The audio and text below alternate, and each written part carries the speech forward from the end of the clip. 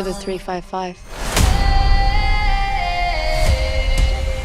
After a device capable of hacking everything and causing mass chaos goes missing, government agents from around the globe unite in a quest to find it and stop it falling into the hands of a terrorist in The 355. The 355 is a spy action film from director Simon Kinberg. If you've ever seen a spy film before, then The 355 will be overly familiar to you. It features all the tropes and cliches of spy flicks, all the usual espionage and action scenes, the glitzy, glamorous, exotic locations, the backstabbing surprises, the troubled heroes, the smug villains and more that you would expect from such a film. It's James Bond without the personality and charm. It's Bourne without the excitement, and it's Tinker Tailor Soldier Spy without the brains or patience. The 355 is devoid of any original ideas, any unique characters or a story that hasn't already been told dozens of times already. The only saving grace of this is that the film is competently told and crafted. That, however, does not save it from being predictable, sometimes bland, and not all that interesting. The action scenes of the 355 are fun and enjoyable, but they lack an excitement factor, or anything that sets them apart or makes them truly stand out. The highlight is a hotel room battle towards the back end of the film that features plenty of glass shattering, a bright, extravagant set, all the characters uniting and heaps of drama. No specific moment or piece of choreography is worthy of note, but it all comes together well. This essentially sums up the entire film. It's competent but not outstanding or special, or, if you prefer, it's a jack of all trades, master of none.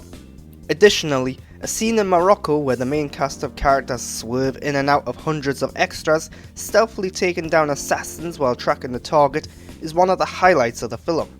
The scene builds tension well, the orchestration and display of such a large, busy environment is well done, and the use of action in a smaller, more subtle way is well conveyed. The scene looks and feels like it's ripped straight out of a video game, and it's probably the coolest and maybe even the best part of the film. The main plot of the 355 features the formation of a team, albeit indirectly. Agents from multiple nations unite to take down the terrorists and stop the MacGuffin of a device from falling into enemy hands. It sounds like a fun idea on paper, but the 355 takes itself too seriously, and the jokes and humour it does have land on deaf ears. The film feels dated in this regard, missing the mark, and as such, the fun factor is lacking. The result is a film that only ever gets interesting during the action sequences, which as already mentioned, aren't great. The team itself though is okay. The cast of characters are one note and lacking in originality, but the actors playing them are good, each providing them with some depth. Lupita Nyong'o is the standout, with her character being the most down-to-earth, relatable, likeable and funniest of the bunch as the tech-savvy former agent.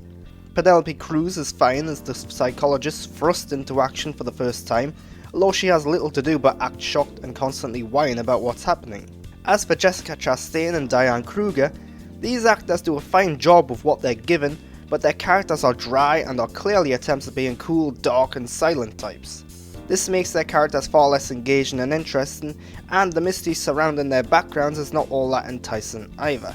The actors do the best with what they're given, but as the more prominently featured characters in the film, it's a shame that neither of them is original, nor do either of them seem to enjoy anything they say or do.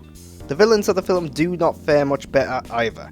Jason Fleming is fine as the primary antagonist, but this character is another run-of-the-mill English bad guy with motivations that are never made clear beyond presumably monetary gain.